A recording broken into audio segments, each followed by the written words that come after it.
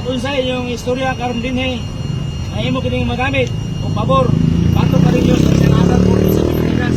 Nasamsam ang nasa halos 8 milyong halaga ng hinihinalang sabu na nagresulta sa pagka-aresto ng isang high-value individual at 2 iba pa sa ikinasang joint buy-bust operation ng Cagayan de Oro City Drug Enforcement Unit, City Mobile Force Company at PDEA 10.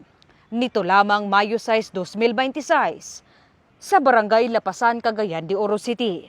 Kinilala ni Police Colonel Dexter Pahe, City Director ng Cagayan de Oro City Police Office, ang suspect na si JM, 21 anyos, na isang high-value individual, JR na 27 anyos, at Berto na 43 anyos, at isang taxi driver na nahaharap sa kasong paglabag sa Republic Act No. 9165 o Comprehensive Dangerous Drugs Act of 2002.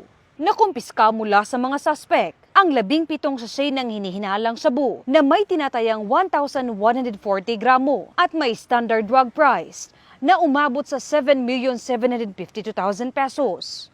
Kasalukuyang nasa kustodiya na ng CDEU Kukpo ang mga suspect. Patuloy na pinaiigting ng Pro-10 ang kampanya laban sa iligal na droga sa pamamagitan ng mas pinaigting na law enforcement operations at pakikipag-ugnayan sa iba't ibang ahensya upang mapanatili ang ligtas at mapayapang rehiyon.